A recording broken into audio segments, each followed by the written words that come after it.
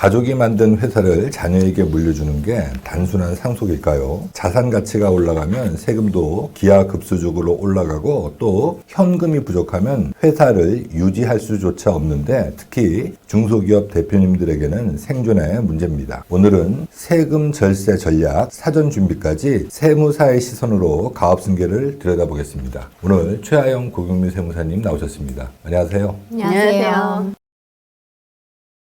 고세무사님이 사업 관련 있는 자산, 사업 관련 자산에 대해서 한번 정리를 한번 해주시죠.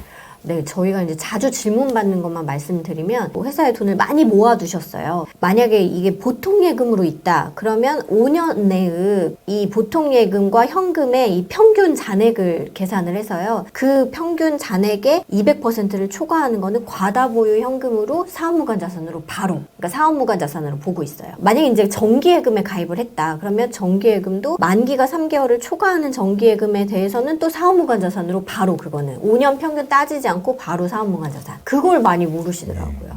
그래서 이제 그럴 때는 그걸 해지하면은 그러면 해지하고 가업승계를 하면 되겠네 이렇게 생각하시지만 또 5년 내의 평균 잔액이 부족하기 때문에 그러면 이제 바로 또 사업 관련한 자산이 안 될 수가 있으니까 그걸 고려하셔야 되고요. 그리고 다른 회사 주식을 보유하고 있을 때 해외 현지법인의 이 주식을 보유하고 있으면 해외 현지법인 주식은 우리 회사와 매출상 관련이 있는 업종의 해외 현지법인의 주식은 판례로서 그걸 인정을 해주고 있어요. 사업 관련한 자산으로. 근데 국내 주식을 보유하고 있다. 그러면 국내 주식에 대해서는 전부 다 사업 무관한 자산으로 보고 있어요. 근데 우리가 갖고 있는 국내 주식이 우리 회사의 뭐 자회사 주식이라든지 이런 것들 같은 경우는 어떻게 되나요? 그것도 인정을 안 해주고 있어요. 아, 그것도 100% 네, 안 해주나요? 네. 왜냐면 우리 회사에서는 그러니까 우리 회사와 관련이 있으면 우리 회사에서 하라는 거죠. 다른 회사를 만들어서 하지 말고 우리 회사에서 해라. 요새 이제 제가 대표님들이 보기에는, 이제 네. 주식 투자해서 뭐 이런 것들을 많이 하기 때문에 그런 네. 것들은 당연히 사업무관 자산이고, 그렇죠? 네, 상장 주식 투자 많이 하시는데 많이 하시죠. 당연히. 네. 아니 제가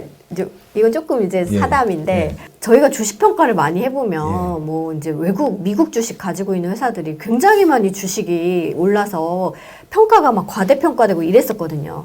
그래서 그때 저희가 그 주식을 알면서 왜 안 들어갔을까? 그때 샀었으면 많이 벌었을 텐데 이런 생각을 잠깐 했어요. 그리고 이제 사업무관 자산 조금만 더 말씀드리면 뭐 잘 아시다시피 임대용 부동산이 있고요. 임대용 부동산을 만일에 뭐 5층 건물에 우리가 회사에서 2개 층을 쓰고 뭐 3개 층을 임대했다. 그러면 네네. 어떻게 되나요? 면적 비율로. 면적으로. 네네, 왜 전체. 1층은 더 비싸고 5층은 더 싸잖아요. 그렇게 안 하나요?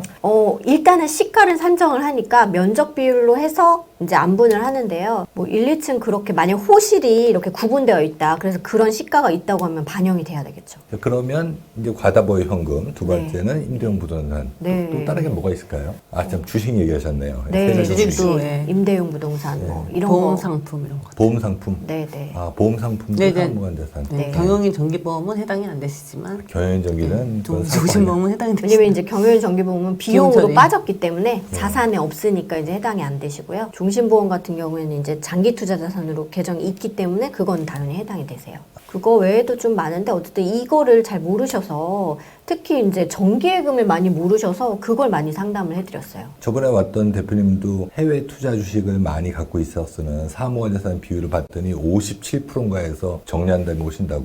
최세무님 기억하세요?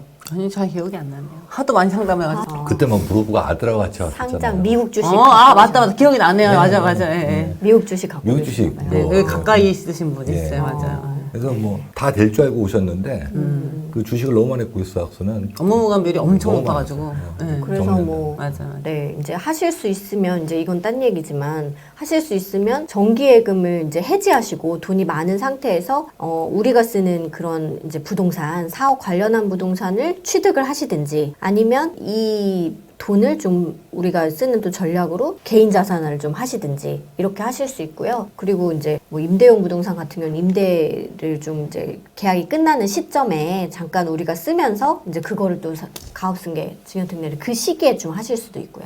그러면 그때 그 평가할 때 그 시기에만 우리가 쓰고 있으면 된다. 네네. 5년 동안 유지해야 되고 뭐 그런 건 그런 건 없어요. 아. 네, 사후 관리. 그렇지만 이게 이제 기간 상관없이 또 상속이 개시되면 상속 재산에 항상 편입이 되고 그럼 분명히 가압상속공제를 또 고려를 하실 거잖아요.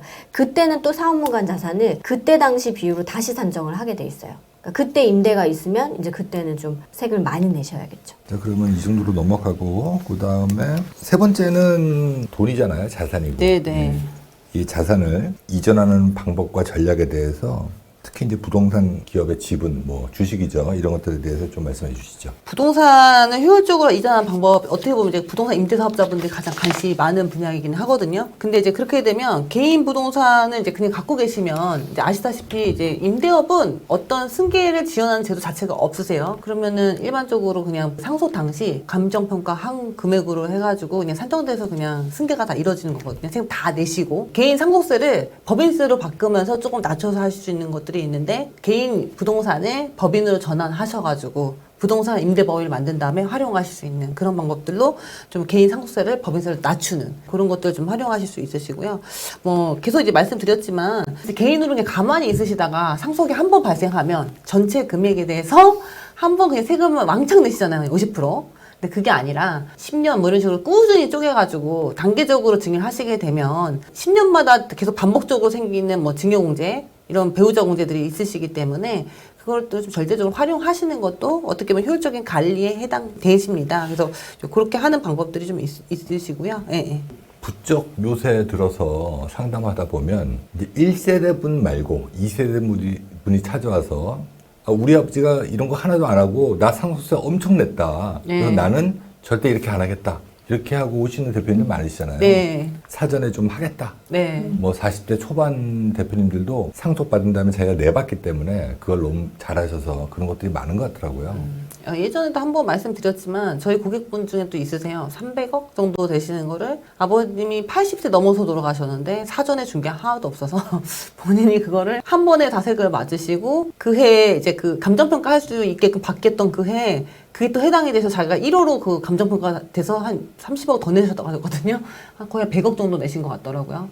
그분이 하신 얘기였어요. 똑같아요. 그러니까 뭐냐면 내가 상속세를 한 50%를 한 번에 맞아보니까 왜 우리 아버님은 그렇게 사전에 주지 않았을까 이런 생각이 들면서 본인은 그러니까 이런 거예요. 그러니까 10억까지는 30%잖아 증여를. 자기는 그걸 최대한 활용해서 10년 동안 자녀한테 주겠다. 어쨌든 그렇게 해도 20%는 절세 아니냐. 사실은 부가 많으신 분들은 그렇게 생각하시는 게 맞으세요. 그쵸. 예, 그것도 절세예요. 30%도 어떤 관점에서 보면 너무 많다라고 생각하실 수 있지만 한 번에 내시는 것보다는 어쨌든 효과적으로 분산 증여해서 내시든 이렇게 하시는 게 훨씬 더 유리하시거든요. 제가 이제 대표님 만나보면 그냥 20%는 땡큰 것 같아요. 네, 맞아요. 요즘에 20%는 다들 괜찮다라고 생각하세요. 워낙 높으니까 우리가 50%니까 더군다나 이제 부동산 자산은 이게 계속 공시가도 올라가고 감정평가를 해야 되고 자꾸 그 이제 과세를 높이 하다 보니까 부동산은 뭐 법인 전환을 먼저 한 다음에 그 다음에 방법을 찾는 게 좋습니다.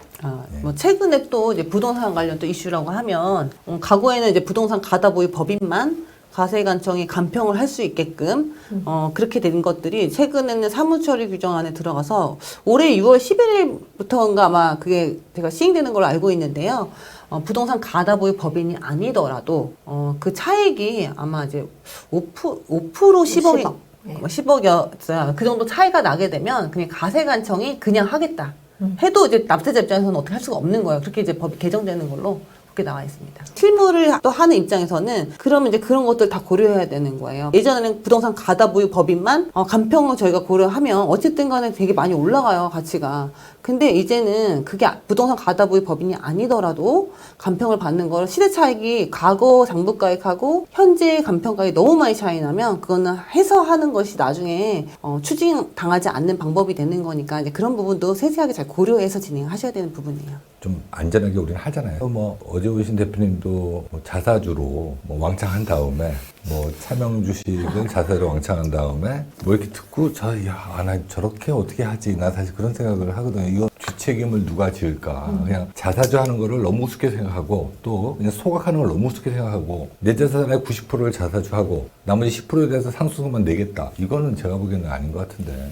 네. 놀라웠던 사실은 비전문가분이 그렇게 얘기하셨으면 아 그분이 모르시니까 대표님 차라리 비전문가를 안 믿고 하면 되는데 그걸 전문가분께서 차명주식 해수를 그렇게 말씀하셨다고 하셨어요. 사실은 자기 주식 취득하고 감자하고 뭐 또 그걸 지분을 줄여서 또 뭐 그걸 다시 증자하고 이렇게 하시는 건데 명의신탁 해지는 지금 현재 있는 그 사항에 대해서만요 저희가 입증하는 걸로 고려하셔야지 뭐 그거를 뭐 이상하게 뭐 사내근로복지금에 출연하시거나 그리고 뭐 지금 말씀한 것처럼 자사주를 취득하고 지분율을 다 낮춘 다음에 뭐 다시 그걸 작게 만든 다음에 다시 그거를 또 뭐 하신다고 하더라도 자사주 보유분이 어쨌든 간에 높게 되면 그 승수효과 때문에 주가가 엄청나게 올라가거든요. 그러니까 그런 게 하나도 고려되지 않은 거를 전문가분께서 이렇게 얘기하셨다고 그래서 이런 방송 채널 보시는 분들이 많으실 거잖아요. 그래서 아, 선별하는 게 좀 어려워졌겠다라는 생각이 들어요. 비전문가면 차라리 안 믿으면 그만인데 전문가분들도 그런 얘기를 하고 계신다고 하시니 어제 사실 상담을 제가 하면서 되게 좀 충격이었다라고. 근데 예. 실익도 없잖아요. 네, 실익도 사실 없으시거든요. 자사주를 이제 말씀을 드려도 되는지 모르겠지만 90%를 자사주를 이제 한다고 저도 들었는데 자사주를 90%를 하면 굉장히 많이 주가 자체가 올라가서 나머지 주식이 많이 줄었어도 그 나머지 주식에 대한 가치도 상당히 커질 굉장히 올라가. 텐데. 그거는 시뮬레이션을 안 해봐서 그래요. 실제로는 아마 기업 가치가 네. 2배 이상 올라갈 거예요. 근데 저는 또 더 놀라운 거는 대표님이 그 얘기를 듣고 이상하다고 생각을 하셔서 그거는 배제하고 이제 사기 같다 이렇게 생각을 하셨다고 해서 제가 아, 요즘 우리 대표님들이 참 수준이 높아지셨다 그 생각도 좀 들었거든요. 하여튼 어저께 상담하면서 네. 여러 가지를 느꼈습니다. 네. 예. 그리고 이제 이건 조금 다른 얘기지만, 이제 명의신탁 주식 사내근로복지금에 넣은 걸 얘기를 하셔서 좀 이제 얘기를 드리면, 일단은 이상하게 보이는 거, 뭔가가 좀 문제가 될 것처럼 보이는 거는 여지없이 조사가 나오는 것 같아요. 제가 이제 저희가 진행한 건 아니고 다른 팀, 이제 저희 아시는 분이 진행을 한 건데, 차명주주의 주식을 시가도 너무 높고 또 차명으로 하기에는 세금이 많이 나오니까 이거를 사내근로복지금에 이제 넣으셨어요. 근데 조사가 그것 때문에 이제 세무조사가 나왔거든요. 아, 언제 넣으셨어요? 네. 2, 3년? 네. 뭐 이렇게 뭐 2, 3년? 뭐 3년 내에. 넣었는데 넣을 당시에도 제척 기간이 이제 안 지난 주식인 거예요. 그러니까 그 전에 처음에 차명으로 이제 주식을 받은 시기와 제척 기간이 15년이 지나야 세금이 없는데 세금이 나오는데도 불구하고 이걸 사내근로복지금에 넣었어요. 50% 가까이를. 그러니까 전체 주식의 50%를 사내근로복지금에 넣은 거죠. 그러니까 이상해 보이니까 이제 세무조사가 나와서 명의신탁을 우리가 이제 명의신탁 해지로만 푸는 이유가 이 앞단을 조사하면 다 나오거든요. 과거기 때문에. 과거를 국세청이 다 파헤쳐서 주식을 취득한 거를 입증해라. 입증 못하면 과세하겠다. 이렇게 해서 지금 세금 계산된 게 6억 정도라고 제가 들었거든요. 이렇게 눈에 띄고 이상한 거래는 애초에 안 하셔야지 조사도 안 나오고 문제가 없을 것 같아요. 그러면 맞아요. 그 회사는 6억 과세 되는 건가요? 지금 이제 그렇게 지금 예상이 돼서 이제 막 대응을 하고 있는데 제가 보기에는 이제 쉽지 않을 것 그러면 같아요. 그건 대표님이 과세 당하는 거겠죠? 주식이니까? 네. 근데 이제 이게 19년 이후는 실제 소유자한테 이제 과세가 증여세가 과세가 되고요. 그 이전은 차명주주한테 일단은 과세가 되거든요. 그러니까 차명주주한테 과세가 돼도 연대납세금으로 우리 대표님이 이제 다 내게 되세요. 더군다나 요새 이제 기사 보니까 세무 공무원들 포상금 는 거 아세요? 지금 그 세무 공무원들이 아주 열심히 일할 것 같아요. 아, 2천만 원씩 최대 2천만 원씩 포상금 포상해주겠다. 지금 그 뉴스에 나와서 아마 6월 달부터 시행할 것 같거든요. 네, 네. 네, 그래서 더 긴장하시고 은닉재산 뭐 이런 것들에 대해서